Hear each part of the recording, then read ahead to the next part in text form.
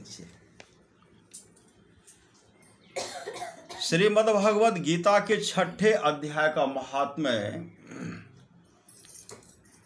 श्री भगवान कहते हैं सुमुखी, भगवान विष्णु माँ लक्ष्मी से कहते हैं सुमुखी, अब मैं 6ठे अध्याय का महात्म्य बतलाता हूं, जिसे सुनने वाले मनुष्यों के लिए मुक्ति कर तल गत हो जाती है। जो सुनते हैं मुक्ति कर तल गत हो जाती है। गोदावरी नदी के तट पर प्रतिष्ठानपुर पैठन नामक एक विशाल नगर है, जहां मैं पिपलेश के नाम से विख्यात होकर रहता हूं। उस नगर में जानश्रुति नामक एक राजा रहते थे, जो भूमंडल की प्रजा को अत्यंत प्रिय थे। भूमंडल के प्रजा को अत्यंत प्रिय थे। उनका प्रताप मार्तंड मंडल के प्रचंड तेज के समान जान पड़ता था। प्रतिदिन होने वाले उनके यज्ञ के धुएं से नंदन वन के कल्प वृक्ष इस प्रकार काले पड़ गए थे, मानो राजा की असाधारण दानशीलता देखकर वे लज्जित हो गए हों। उनके यज्ञ में प्राप्त पुरोडास के रसास्वादन में सदा आसक्त होने के कारण देवता लोग कभी प्रतिष्ठानपुर को छोड़कर बाहर नहीं जाते थे। उनके दान के समय छोड़े हुए जल की धारा, प्रताप रूपी तेज और यज्ञ के धूमों से पुष्ट होकर मेघ ठीक समय पर वर्षा करते थे। उस राजा के शासन काल में इतियों खेती में होने वाले 6 प्रकार के उपद्रवों के लिए कहीं थोड़ा भी स्थान नहीं मिलता था, और अच्छी नीतियों का सर्वत्र प्रसार होता था। वे बावली कुएं और पोखरे खुदवाने के बहाने मानो प्रतिदिन पृथ्वी के भीतर की निधियों का अवलोकन करते थे। एक समय राजा के दान, तप, यज्ञ और प्रजा पालन से संतुष्ट होकर स्वर्ग के देवता उन्हें वर देने के लिए आए। वे कमल लाल के समान उज्जवल हंसों का रूप धारण कर अपनी पांखें हिलाते हुए आकाश मार्ग से चलने लगे। बड़ी उतावली के साथ उड़ते हुए वे सभी हंस परस्पर बातचीत भी करते जाते थे। उनमें से भद्राश्व आदि 2-3 हंस वेग से उड़कर आगे निकल गए। तब पीछे वाले हंसों ने आगे जाने वालों को संबोधित करके कहा, अरे भाई भद्राश्व, तुम लोग वेग से चलकर आगे क्यों हो गए हो? यह मार्ग बड़ा दुर्गम है, इसमें हम सबको साथ मिलकर चलना चाहिए। क्या तुम्हें दिखाई नहीं देता, यह सामने ही पुण्य मूर्ति महाराज जानश्रुति का तेज पुंज अत्यंत स्पष्ट रूप से प्रकाशमान हो रहा है। उस तेज से भस्म होने की आशंका है, अतः सावधान होकर चलना चाहिए।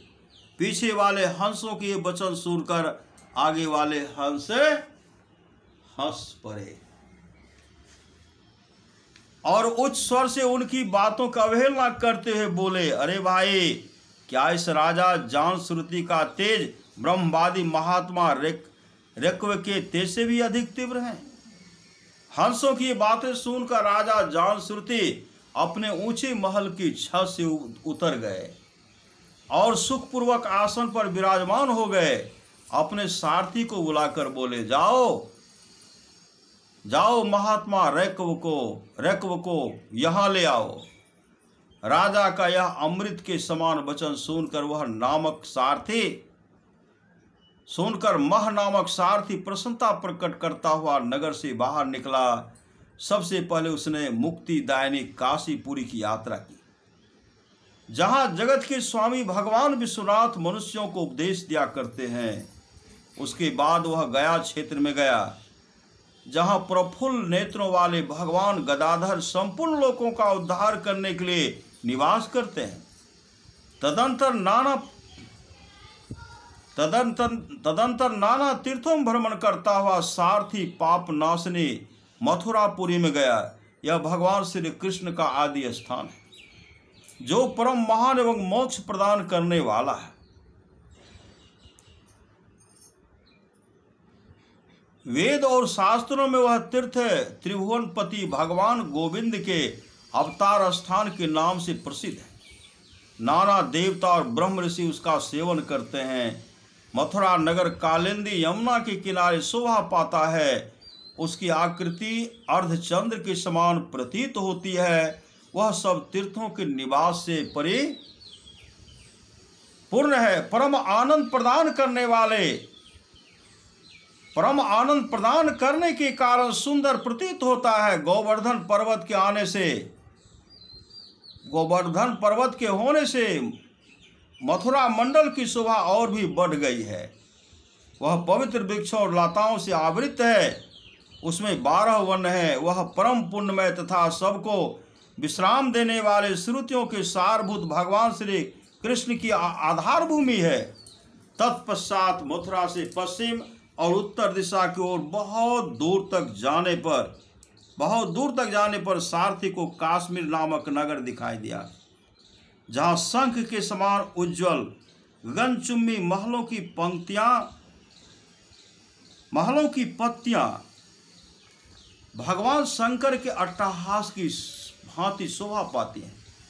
जहाँ ब्राह्मणों के शास्त्र आलाप सुनकर मूक मनुष्य भी सुंदर वाणी और पदों का उच्चारण करते हुए देवता के समान हो जाते हैं। जहाँ निरंतर होने वाले यज्ञ धूम से व्याप्त होने के कारण आकाश मंडल मेघों से धूलते रहने पर भी अपनी कालिमा नहीं छोड़ता। जहाँ उपाध्याय के पास आकर छात्र जन्मकालीन अभ्यास से ही संपूर्ण कलाएं स्वतः पढ़ लेते हैं, तथा जहाँ माणिकेश्वर नाम से प्रसिद्ध भगवान चंद्रशेखर देहधारियों को वरदान देने के लिए नित्य निवास करते हैं। काश्मीर के राजा माणिक्येश ने दिग्विजय में समस्त राजाओं को जीतकर भगवान शिव का पूजन किया था, तभी से उनका नाम माणिकेश्वर हो गया था। उन्हीं के मंदिर के दरवाजे पर महात्मा रैक एक छोटी सी गाड़ी पर बैठे अपने अंगों को खुजलाते हुए वृक्ष की छाया सेवन कर रहे थे। इसी अवस्था में सारथी उन्हें देखा। राजा के बताए हुए भिन्न भिन्न चिन्हों से उसने शीघ्र ही रैको को पहचान लिया और उनके चरणों में प्रणाम करके कहा, ब्राह्मण, आप किस स्थान पर रहते हैं? आपका पूरा नाम क्या है? आप तो सदा स्वच्छंद विचरने वाले हैं, फिर यहाँ किस लिए फुटारे हैं? इस समय आपका क्या करने का विचार है? सारथी के वचन सुनकर परम आनंद में निमग्न महात्मा रैको ने कुछ सोचकर उससे कहा, यद्यपि हम पुण्य काम हैं, हमें किसी वस्तु की आवश्यकता नहीं है, तथापि कोई भी हमारी मनोवृत्ति के अनुसार परिचर्या कर सकता है। रैको के हार्दिक अभिप्राय को आदरपूर्वक ग्रहण करके सारथी धीरे से राजा के पास चल दिया। वहां पहुंचकर राजा को प्रणाम करके उसने हाथ जोड़कर सारा समाचार निवेदन किया। उस समय स्वामी के दर्शन से उसके मन में बड़ी प्रसन्नता थी। सारथी के वचन सुनकर राजा नेत्र से आश्चर्यचकित हो उठे। उनके हृदय में रैको का सत्कार करने की श्रद्धा जागृत हुई। उन्होंने 2 खच्चरियों से जूती, एक गाड़ी लेकर यात्रा की, साथ ही मोती के हार, अच्छे अच्छे वस्त्र और 1 सहस्त्र गोए भी ले ली। काश्मीर मंडल में महात्मा रैको जहाँ रहते थे उस स्थान पर पहुंचकर राजा ने सारी वस्तुएं उनके आगे निवेदन कर दी और पृथ्वी पर पड़कर साष्टांग प्रणाम किया। महात्मा रैको अत्यंत भक्ति के साथ चरणों में पड़े हुए राजा जान श्रुति पर कुपित हो उठे और बोले, रे शूद्र, तो दुष्ट राजा है। महात्मा रैको अत्यंत भक्ति के साथ चरणों में पड़े हुए राजा जान श्रुति पर कुपित हो उठे और बोले, रे दोस्त, तो दुष्ट राजा है। क्या तू मेरा वृत्तांत नहीं जानता? यह खच्चरियों से जूती हुई अपनी ऊंची गाड़ी ले जा। यह खच्चरों से जूती हुई अपनी ऊंची गाड़ी ले जा। ये वस्त्र, ये मोतियों के हार और ये दूध देने वाली गौएं भी स्वयं ही ले जा। इस तरह आज्ञा देकर रैको ने राजा के मन में भय उत्पन्न कर दिया। तब राजा ने साप के भय से महात्मा रैको के दोनों चरण पकड़ लिए और भक्ति पूर्वक कहा, ब्राह्मण, मुझ पर प्रसन्न होइए। भगवान, आपने यह अद्भुत महात्म कैसे आप में यह अद्भुत महात्म कैसे आया? प्रसन्न होकर मुझे ठीक ठीक बताइए। रैको ने कहा, राजन, मैं प्रतिदिन गीता के 6ठे अध्याय का जप करता हूँ। इसी से मेरी तेजो राशि देवताओं के लिए भी दुस्सह है। तदंतर परम बुद्धिमान राजा जान श्रुति ने यत्नपूर्वक महात्मा रैको से गीता के 6ठे अध्याय का अभ्यास किया। इससे उन्हें मोक्ष की प्राप्ति हुई। इधर रैको भी भगवान माणिकेश्वर के समीप मोक्षदायक गीता के 6ठे अध्याय का जाप करते हुए सुख से रहने लगे। हंस का रूप धारण करके वरदान देने के लिए आए हुए देवता भी विस्मित होकर स्वेच्छानुसार चले गए। जो मनुष्य सदा इस एक ही अध्याय का जप करता है वह भी भगवान विष्णु को ही स्वरूप को प्राप्त होता है, इसमें तनिक भी संदेह नहीं है। श्री सद्गुरु महाराज।